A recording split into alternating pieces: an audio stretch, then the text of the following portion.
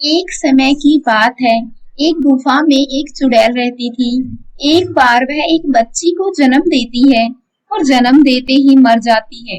बच्ची बहुत जोर जोर से रो रही थी। उसी समय आसमान से कुछ परियां गुजर रही थी। वे बच्चे के रोने की आवाज सुनकर नीचे आती हैं। अरे, ये तो चुड़ैल की बेटी है। लगता है ये इसको जन्म देते ही मर गई है। अब इस बच्ची का क्या होगा? मुझे लगता है हमें इस बच्ची को अपने साथ लेकर जाना चाहिए। ये तुम क्या कह रही हो? ये चुड़ैल की बेटी है। हो सकता है ये भविष्य में हमारे स्वर्गलोक के लिए घातक सिद्ध हो। हाँ, पर हम इसे यहाँ छोड़ भी तो नहीं सकते हैं। ये अभी अभी तो पैदा हुई है और इस दुनिया में इसका कोई भी नहीं है। मुझे तो कुछ समझ नहीं आ रहा है। हमें क्या करना चाहिए? रानी परी, आप ही बताइए। आप सबसे बड़ी और समझदार हैं। हमें क्या करना चाहिए? मुझे भी लगता है हमें इस बच्ची को अपने साथ लेकर जाना चाहिए। हाँ, मैं जानती हूँ ये चुड़ैल की बेटी है, पर हम इसकी परवरिश अपने तरीके से करेंगे और इसको अच्छी शिक्षा देंगे, अच्छे संस्कार देंगे। ये बिल्कुल हमारे जैसी बनेगी। और फिर सभी परियां बच्ची को अपने साथ लेकर स्वर्गलोक चली जाती हैं। सभी परियां बच्ची का नाम प्यार से समीरा रखती हैं। परियां बच्ची का बहुत ध्यान रखती थी। बच्ची धीरे धीरे बड़ी होने लगती है। अब बच्ची को शिक्षा के लिए गुरुजी के पास भेजने लगती हैं। देखो तो, ये फिर से आ गई है, काली परी कहीं की। हमारे पास बिल्कुल मत आना।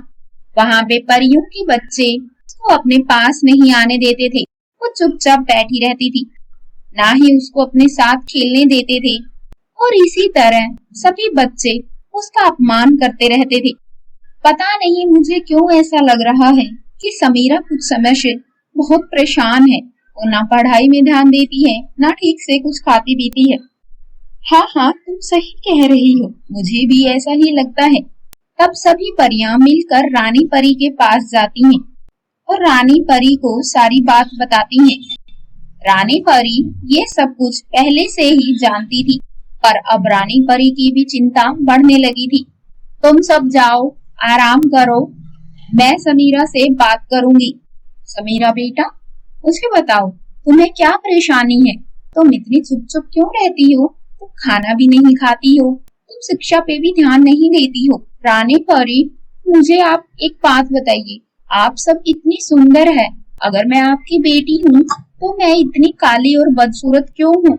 कोई भी मुझे अपने साथ खेलने नहीं देता है, कोई भी मुझे अपने साथ बैठने भी नहीं देता है और कोई मेरे साथ पढ़ता भी नहीं है। अरे बेटा, कैसी बात कर रही हो? ऐसा कुछ नहीं होता है। तुम हमारी सबसे प्यारी बच्ची हो, तुम सबसे अलग हो क्योंकि तुम्हें कुछ अच्छा करना है। परियां हमेशा इसी कोशिश में लगी रहती कि समीरा खुश रहे। वो कभी उसके साथ खेलती तो कभी उसके साथ पढ़ाई करती थी। ऐसे ही समय बीतता जाता है और समीरा बड़ी हो जाती है, लेकिन समीरा का अभी भी वही हाल था। वो बिल्कुल भी खुश नहीं थी। रानी परी, हमें लगता है समीरा अभी भी खुश नहीं है। समीरा जैसी बचपन में थी वैसे ही अभी भी रहती है, हमेशा उदास। हमें समीरा के लिए कुछ करना चाहिए, पर समझ नहीं आ रहा है हमें उसके लिए क्या करना चाहिए। मैंने समीरा के लिए कुछ सोचा है। मैं चाहती हूँ कि वो कुछ टाइम के लिए धरती लोक पर जाए और वहीं पर रहे। धरती लोक पे मेरी एक दोस्त रहती है, सोना परी। कुछ समय पहले सोना परी को एक लड़का पसंद आ गया था और उसने उससे शादी कर ली और वो वहीं पर रहती है। सोना परी की एक बेटी भी है, माही। थोड़े टाइम अगर समीरा धरती लोक पर रहेगी तो वो देखेगी कि जो लोग दिखने में बदसूरत होते हैं वो भी कितने खुश रह सकते हैं। लेकिन रानी परी, समीरा के सर पे सींग है और धरती लोक पे ऐसा किसी भी मनुष्य के साथ नहीं होता। लोग इसको वहाँ पर रहने नहीं देंगे। हाँ रानी परी, सब लोग समीरा से डर जाएंगे और उसको वहाँ से भगा देंगे। तब तो उसके साथ और भी बुरा हो जाएगा। नहीं, मैंने इसके लिए भी कुछ सोचा है। हम सब मिलकर जिन बाबा को प्रसन्न करने के लिए हवन करेंगे और उनसे प्रार्थना करेंगे कि कुछ समय के लिए समीरा के सर से सींग गायब कर दे। फिर सभी परियां ऐसा ही करती हैं और जिन बाबा खुश हो जाते हैं। बोलो, मैं तुम्हारी पूजा से बहुत खुश हुआ। तुम लोगों को क्या चाहिए? ये हम सबकी बेटी समीरा है। ये कुछ समय के लिए धरती लोक पर जाकर रहना चाहती है, लेकिन इसके सर पर सींग होने की वजह से ये वहां पर नहीं रह पाएगी। हम चाहते हैं आप कुछ समय के लिए ही सही, पर इसके सर से सींग गायब कर दें।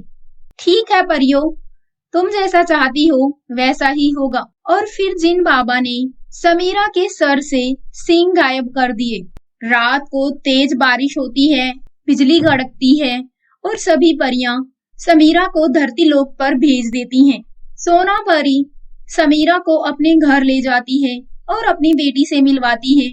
माही, ये समीरा है और ये कुछ समय के लिए आज से हमारे साथ ही रहेंगी।